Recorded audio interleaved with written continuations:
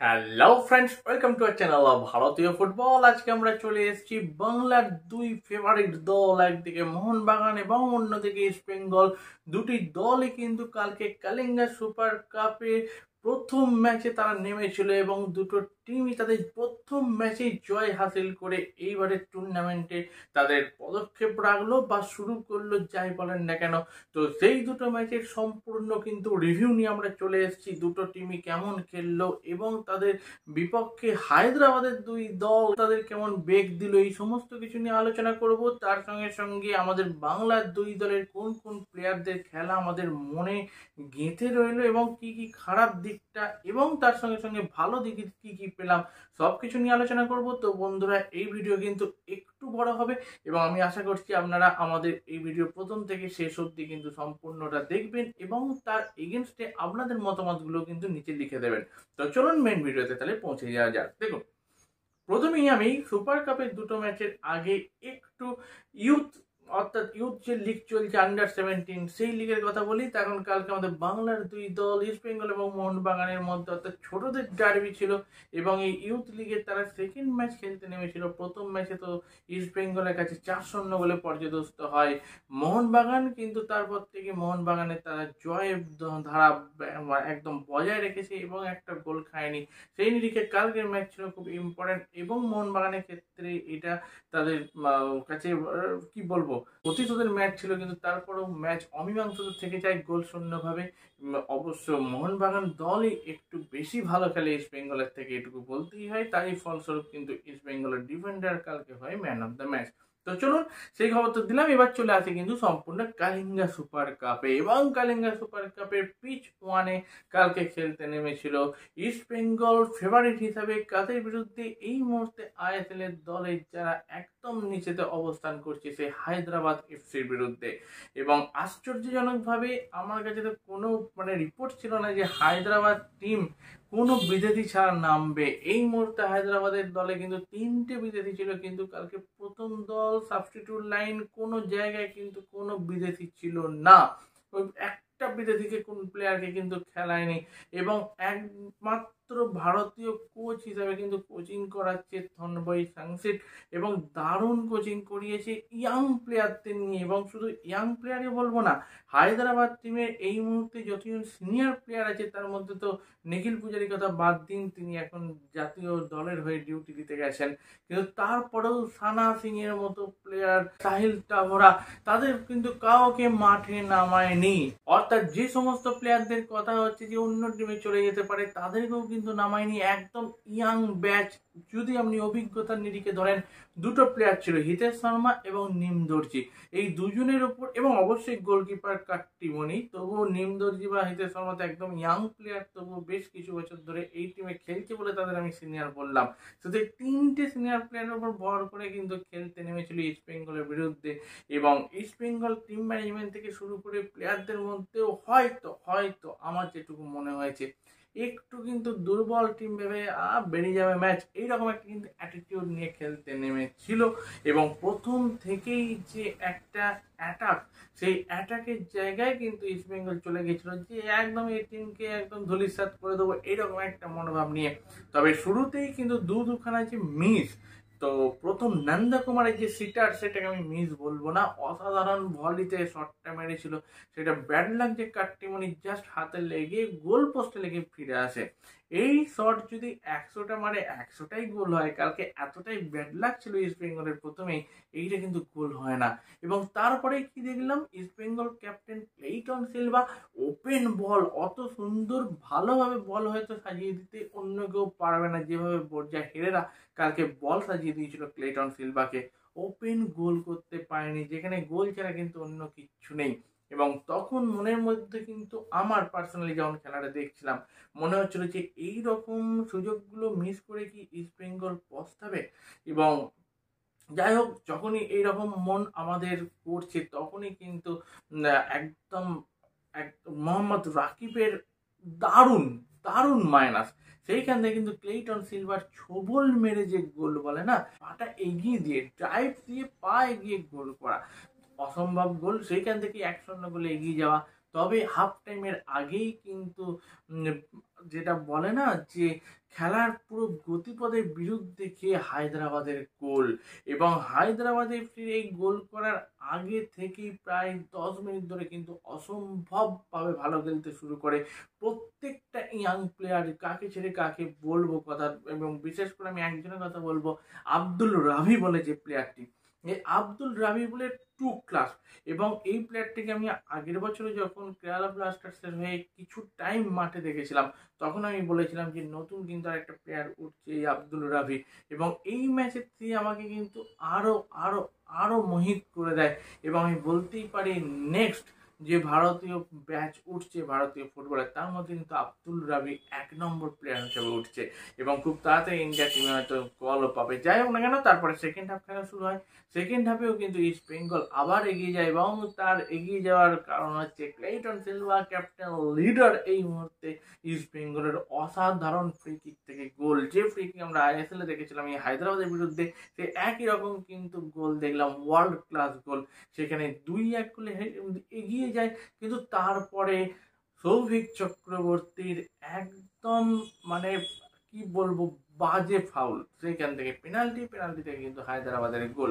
এই সৌভিক চক্রবর্তী এতদিন ধরে খেলছে, তো এইখানে বলটা আশা করি কিন্তু বল বার করে দিতে পারতো, কিন্তু সৌভিক তার আগেই পা বার করে তাকে কিন্তু আটকে দেয়, এবং সেখান থেকে পেনাল্টি। তবে তার বেশিক্ষণ না যেতে যেতে কিন্তু সৌল ক্রেসপোর অসাধারণ হেডে, মানে যেখান থেকে একদম সে একদম ফ্রি ভাবে পেছন থেকে একটা ফলস রান নিয়ে গিয়ে যে প্লেসমেন্টে গোল করেছে, অসাধারণ গোল। এবং সেই সৌল ক্রেসপোর গোলের মাধ্যমেই কিন্তু 3-2 গোলে ম্যাচ জেতে ইস্ট বেঙ্গল। তাহলে এই ম্যাচে ইস্ট বেঙ্গলের কি খামতি আমার চোখে পড়লো, প্রথমে একটু আমি আপনাদের সামনে তুলে ধরি। প্রথমত বলবো ডিফেন্সের একটা ল্যাক। দেখুন যেভাবে মন্দারও দেশাই ম্যাচের আগে চোট পেয়ে বেরিয়ে যায়, এবং চুন্নুঙ্গা না থাকার জন্য ডিফেন্সিভ একটা অর্গানাইজেশন তাদের নতুন করে তৈরি করতে হয়েছিল, সেটা কোচ খেলার পরেও বলেছে। কিন্তু তারপরে আমার মনে হয় কোথাও যেন কালকে হিজাজি মাহেরকে একটু আমার অফ কালার লেগেছে, সেই জন্য ইস্ট বেঙ্গল ডিফেন্সে কিন্তু অত ফাঁক ফকর দেখতে পেয়েছি। আর নিশু কুমার যেভাবে উঠে গেছে, নেমে এসে কিন্তু ডিফেন্স করার তার একটু হলেও আমি একটু খামতি দেখেছি। এবং আরেকটা প্লেয়ারের কথা বলবো, গুরসিমরত সিং গিল, অর্থাৎ প্রভসেন সিং গিল, তার ভাই গুরসিমরত সিং গিলের কালকে মাঠে নামা, কিন্তু তার সেইভাবে খেলা কিন্তু চোখে পড়লো না। তবে মোহাম্মদ রাকিবের কিন্তু খেলা খুব ভালো লেগেছে। আর একটা প্লেয়ারের কথা বলবো, সেটা হচ্ছে সিভারিও টোরো। কি করলো লাস্টের দিকে নেমে, যেটুকুই টাইম পেয়েছে, যেটুকু বলা ভুল, কাল কিন্তু টোরো অনেকটাই টাইম পেয়েছে, কিন্তু তাকে শুধুমাত্র বল ছাড়া ছুটতেই দেখলাম, প্রেস করতে দেখলাম, কিন্তু বল পায়ে কতক্ষণ পেল, কতক্ষণ বল নিল, কতক্ষণ ঠিক জায়গায় গেল, সেটা নিয়ে কিন্তু একটা প্রশ্ন চিহ্ন হয়েই থাকে। ইস্ট বেঙ্গল ম্যানেজমেন্টের কিন্তু এই দিকটা একটু দেখা উচিত। এবং যদি পজিটিভ দিক ভাবেন, সেখানে তো অবশ্যই ক্লেইটন সিলভা একজন ক্যাপ্টেনের যা যা করা উচিত সব কিছু কিন্তু তিনি করলেন ক্লেইটন। এবং উল্টো দিকে যে দুটো প্লেয়ারের কথা বলবো, এক হচ্ছে PV Vishnu, too good too good too good, এবং যেটুকু আমানসিকে সময় পেয়েছে, এই আমানসিকে যদি সিভিডিও টোরোর মতো সময় পেতে এতটা, তাহলে কিন্তু কালকে গোল করে দেওয়ার একটা জায়গা থাকতো। শেষ 10-12 মিনিটে যেটুকু সুযোগ পেয়েছে আমানসিকে অসম্ভব ভালো খেলেছে। আমি আশা করছি পরের ম্যাচে হয়তো আমানসিকে আরো বেশি টাইম মাঠে দেখতে পারি। তো এই তো গেল ইস্ট বেঙ্গল এবং হায়দ্রাবাদের ম্যাচে। তো এই ম্যাচ থেকে, অর্থাৎ টুর্নামেন্টের প্রথম ম্যাচে সবসময় জেতা একটা বড় ব্যাপার, 3 পয়েন্ট বড় ব্যাপার, সেইটাই পেয়েছি, এর থেকে বড় কিছু হতে পারে না। তবে এই টিম নিয়ে কিন্তু পরের ম্যাচগুলো, অর্থাৎ ট্রিনিটি ডেকান এফসি এবং মোহনবাগানের বিরুদ্ধে যখন খেলা হবে, তখন একটু কিন্তু গুছিয়ে নিতেই হবে। এই বলেই এই ইস্ট বেঙ্গলের খেলার রিপোর্ট আমি বন্ধ করলাম। এবার কিন্তু আমরা বলবো মোহনবাগান সুপার জায়ান্টের খেলার রিপোর্ট। দেখুন, মোহনবাগান সুপার জায়ান্ট তো ক্লিফোর্ড মিরান্ডার আন্ডারে নেমেছিল, এবং 7 জন দেশীয় প্লেয়ারকে বাদ দিয়ে নেমেছিল, এবং প্রথম টিমেই 5 জন কিন্তু বিদেশি প্লেয়ারকে একসঙ্গে খেলিয়েছিল, তার সঙ্গে বেশ কিছু কিন্তু ইয়াংস্টার নেমেছিল। তো তাদের ম্যাচ কেমন হলো এই নিয়ে আমি আলোচনা করব। তো প্রথমেই বলবো যে ট্রিনিটি ডেকান এফসির দলের বিরুদ্ধে, একটা আই লিগ দলের বিরুদ্ধে একটা আইএসএল দলের খেলা, এবং যতই আইএসএল এই দলটির 7জন প্লেয়ার না থাকুক, 2জন প্লেয়ার চোটের জন্য না থাকুক, অর্থাৎ 9টা প্লেয়ার ফার্স্ট 11-এ নেই, তারপরেও গ্লেন মার্টিন্সের কথা বলতে হয়, সেও কিন্তু চোটের জন্য মাঠের বাইরে। তো এতগুলো পরেও কোথাও একটা কিন্তু আইএসএল টিমের ধারভার অনেকটাই বেশি ছিল যদি আপনি নামগুলো দেখেন এবং বিদেশিগুলোর নামগুলো দেখেন সেই নিরিখে। এবং তার এগেনস্টে বলতে পারি যে কালকে কিন্তু মোহনবাগান সুপার জায়ান্টের খেলা আরো ভালো হতে পারত।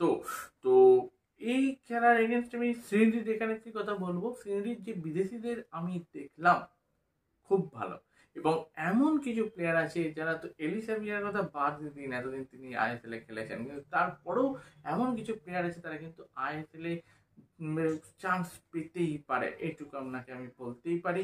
এবং তার এগেনস্টে আমি এবার এই খেলার অর্থাৎ মোহনবাগান এবং সিএনজির খেলার কোথায় ল্যাক্স হয়েছে সেটা একটু কথা বলি। দেখুন, ফার্স্ট হাফে তো তুল্যমূল্য খেলা হয়েছে এবং কিছু ক্ষেত্রে সিএনডি ডেকান এফসি ছাপিয়ে গেছে মোহনবাগানকে, তারই ফলশ্রুতি কিন্তু সিএনডি ডেকান এফসির গোল, এবং যে গোলটা পেয়েছে পেনাল্টি থেকে।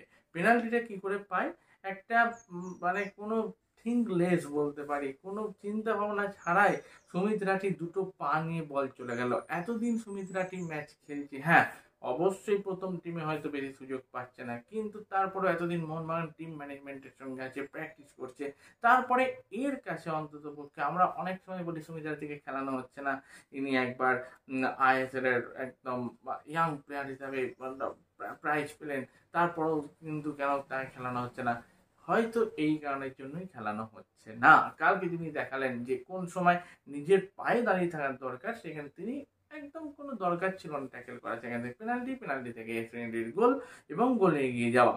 এবং পরবর্তী ক্ষেত্রে হাফ টাইমের আগে 38 মিনিট খুব সম্ভবত হবে, তখন কিন্তু জেসন কামিংসের গোলে ফেরা। জেসন কামিংসের গোল হয়তো আমি বলছি হয়তো ইন ফিউচারে বা এখনো লেখা আছে জেসন কামিংস মোহনবাগানের হয়ে এত গোল করলো বা এই গোল করেছে, কিন্তু গোলগুলো কি একটু কিন্তু দেখা দরকার। কালকে তো আমি বলবো এই গোলের ক্ষেত্রে অভিষেক মানে সূর্যবংশী 100% যদি গোলের কারিগর হয় অভিষেক সূর্যবংশী, ওইখান থেকে অত ভালো একটা শট বাইরে থেকে যেটা কিন্তু গোল বাউন্ডারি অর্থাৎ গোল পোস্টের লেগে ফিরে আসে, সেটাকে কভার করে জেসন কামিংসের প্রথম গোল। কিন্তু এই জেসন কামিংস বা সাদিকু, কালকে এই দুজনের নামেই গোল লেখা থাকলেও তারা কতটা ভালো খেলতে পেরেছে সেই দিকে কিন্তু একটা নজর রাখা দরকার। এবং সেই দিকে আমি বলবো দিমিত্রি পেত্রাতসের কথা, যে কিন্তু এই সুপার লিগের ক্যাপ্টেন, এবং কালকে ক্যাপ্টেন হিসেবে আমরা কি খেলাটাই না দেখলাম তার। এতদিন আমরা কি দেখেছি, আগের সিজনে কোনো ফরওয়ার্ড প্লেয়ার ছিল না, তাকে নাম্বার 9 হিসাবে খেলতে হয়েছে। তার আগের সিজনে কি দেখেছি বা এই সিজনে কি দেখছি, মিডফিল্ডটাকে তিনি কন্ট্রোল করছেন, যেহেতু আগের সিজনে জনি কাউকে দেখেছি পুরো মিডফিল্ড অঞ্চলটা তিনি কন্ট্রোল করেছেন, এইবারে ঠিক সেইভাবে করছে না, তাকে করছে। কালকে কি দেখলাম, কোনো ডিফেন্সিভ মিডফিল্ডার না থাকার জন্য কালকে কিন্তু ডিফেন্সিভ মিডফিল্ডারের রোলটা পালন করেছে, এবং তিনি এতটাই ভালো রোলটা পালন করেছে যে তিনি প্লেয়ারদের উদ্বুদ্ধ করছেন, অভিষেক সূর্যবংশীকে বলছে তুমি এগিয়ে যাও, আমি পেছনটা দেখে নিচ্ছি। এইটাই তো একজন ক্যাপ্টেন বা লিডারের মানে রোল হওয়া উচিত। এবং তার সঙ্গে সঙ্গে আমি বলবো আশিস রায়ের কথা, কি খেলাটায় না খেললো। এই আশিস রায়কে কি ইন্ডিয়ার টিমে কল দেওয়া উচিত ছিল না, এই নিয়ে অনেক তর্ক বিতর্ক হবে, অনেক সময় চলে যাবে, তার কিন্তু ফলশ্রুতি দেখালো কালকে আশিস রায় অসম্ভব ভালো ম্যাচ খেলেছে, তারই ফলস্বরূপ তিনি অবশ্যই man of the match. Second গোলের ক্ষেত্রে অ্যাসিস্ট, তবে সেকেন্ড গোলে অ্যাসিস্ট যদি তিনি নাও করতেন, যেভাবে টোটাল ম্যাচ খেলেছে আশিস ছাড়া কিন্তু কালকে কেউ ম্যান অফ দ্য ম্যাচের বা প্লেয়ার অফ দ্য ম্যাচের পুরস্কার পেত না। আরেকজন পেতে পারতো, সে হচ্ছে অভিষেক সূর্যবংশী, তিনিও দারুণ খেলেছেন, কিন্তু এই যে বা অভিজ্ঞতা, যে অভিজ্ঞতার ফলে ট্যাকেল করে দ্বিতীয় হলুদ কার্ড এবং লাল কার্ড থেকে উঠে গেল। এই টিমটার এখন এই অবস্থা, সেইখানে একটা প্লেয়ার লাল কার্ড দেখা যে কতটা খারাপ একটা উদাহরণ, সেইগুলো হয়তো বোঝার দরকার। এই ক্ষেত্রেই হয়তো তিনি অভিজ্ঞ আরো হবেন, এটুকু বলতেই পারি। কিয়ান নাসির কথা বলবো, কালকে লেফট ব্যাকের বা লেফট উইং ব্যাকের কার্যকারিতা তিনি খুব ভালোভাবে সামলেছেন। তো সর্বোপরি প্রথম ম্যাচে জেতা সেটা খুব ইম্পর্টেন্ট, সেই ম্যাচটা জিতেছে। সাদিকুর গোল নিয়ে অনেক কাটাছেঁড়া হয়তো চলবে, যে এটা কি অফসাইড ছিল নাকি ছিল না। দেখুন, সবশেষে একটা কথাই বলবো যে রেফারিদের সিদ্ধান্ত আমাদের মেনে নিতে হয়, তো সেই সিদ্ধান্তে অনেক সময় মোহনবাগান ফল ভোগ করেছে, অনেক সময় কিন্তু মোহনবাগান তার এগেনস্টে গেছে। তো কালকে হয়তো মোহনবাগানের পক্ষেই ছিল রেফারির সিদ্ধান্ত। হ্যাঁ, এক কথায় আমি বলতে চাইছি কালকে সত্যিই হয়তো অফসাইড ছিল। আমি যতগুলো অ্যাঙ্গেল থেকে রিপ্লে দেখলাম তাতে আমার মনে হয়েছে সেটা অফসাইড ছিল। অফসাইড দিলে কিচ্ছু বলার ছিল না, কিন্তু ওই যে বললাম রেফারি হচ্ছে ম্যাচের বস, তার উপর আমাদের কিছু বলার নেই। এবং তারপরে মোহনবাগানের 3 পয়েন্ট, ঠিক একইভাবে প্রথম ম্যাচ যেমন ইস্ট বেঙ্গল 3 পয়েন্ট পেয়েছে। তবে এই টিমকে কিন্তু একটু গুছিয়ে নিতে হবে, কারণ এতদিন আমরা জুয়ান ফেরান্ডোর আন্ডারে যেমন দেখলাম 3 ব্যাক নিয়ে খেলতে, কালও দেখলাম 3 ব্যাক নিয়ে খেলতে। তাহলে আমরা কিন্তু এতদিন শুনছিলাম যে মোহনবাগানের যে নবনিযুক্ত কোচ হতে চলেছেন অ্যান্টনিও হাবাস, তার পরামর্শেই কিন্তু ক্লিফোর্ড মিরান্ডার টিম গঠন করেছেন বা টিম খেলাচ্ছেন। তাহলে কি 3 ব্যাক সিস্টেমটা অ্যান্টনিও লোপেজ হাবাসেরই মাথা থেকে উদ্বুদ্ধ হয়েছে? এটা কিন্তু ভাবনার বিষয় আছে। যাই হোক, সেই সব নিয়ে তর্ক হয়তো আমরা পরে করব।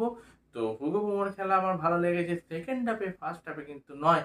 কিন্তু যে প্লেয়ারটির কথা না বললে হয়, হেক্টরিয়াস থেকে তেমন টেক জুতের লাগলো না, তবেও চলে যাবে, ভালোভাবে কিন্তু সাপোর্ট দিতে পারবে। পরের ম্যাচে যদি ব্র্যান্ডন হ্যামিল আসে, হয়তো হ্যামিল চলে আসবে ডিফেন্সে সেন্ট্রাল ব্যাকে, তখন হয়তো হেক্টরিয়াসকে আমরা ডিফেন্সিভ মিডফিল্ডার দেখবো এবং দিমিত্রি পেত্রাতস তার নিজের জায়গায় চলে যাবে নাম্বার 10 হিসাবে।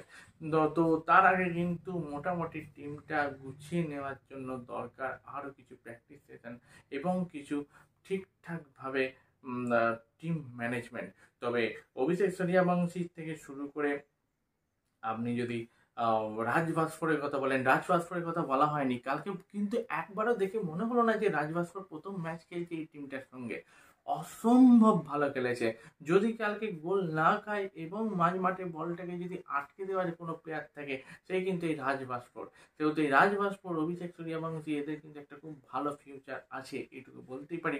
আর আশিস রায় কালকে যেভাবে খেলা দেখালো, এইভাবে যদি ইন্ডিয়ান প্লেয়াররা খেলতে পারে, ইন্ডিয়ান যারা দেশের হয়ে খেলতে গেছে তাদের অবর্তমানে, আশা করি এই টিমটা কিন্তু অনেক দূর যেতে পারে। এই বলে এখনকার জন্য ম্যাচ রিভিউর ভিডিও আমরা শেষ করছি। তবে আজকে কিন্তু কালিঙ্গা সুপার কাপে দুটো ম্যাচ আছে, যেখানে কেরালা ব্লাস্টার্স প্রথম ম্যাচ খেলতে নামবে শিলং লাজংয়ের বিরুদ্ধে দুপুর 2টো থেকে, এবং সন্ধ্যে 7:30 থেকে আজকে আরেকটা খেলা আছে, সেখানে দুই আইএসএলের টিম অর্থাৎ জামশেদপুর এবং নর্থ ইস্ট ইউনাইটেড খেলতে নামবে। সেই খেলাগুলোর দিকে আপনারা নজর রাখবেন। খেলাগুলো কিন্তু দেখতে পাবেন জিও সিনেমা অ্যাপে। স্পোর্টস 18-এ দেখানোর কথা ছিল কিন্তু দেখাচ্ছে না, জানি না আজকে দেখেও দেখাবে কিনা, মনে হয় দেখাবে না। তবে জিও সিনেমাতে কিন্তু আপনারা একদম লাইভ ফ্রিতে ভালো মানে ভালো ক্যামেরা অ্যাঙ্গেলের সঙ্গে দেখতে পাবেন, এইটুকু বলেই এখনকার ভিডিও শেষ করছি। যদি আমাদের এই বিশ্লেষণ ভালো লাগে আপনাদের, লাইক করবেন, শেয়ার করবেন, আর যদি আমরা কিছু ভুল বলি সেটাও কিন্তু নিচে কমেন্ট বক্সে আপনারা কমেন্ট করে জানাবেন। আর আমাদের চ্যানেল নতুন যারা দর্শক আসছেন বা নতুন যারা দেখতে আসছেন আমাদের বন্ধুরা, প্লিজ চ্যানেলটা সাবস্ক্রাইব করে আমাদের পাশে থাকবেন। এই বলে এখনকার জন্য ভিডিও শেষ করলাম।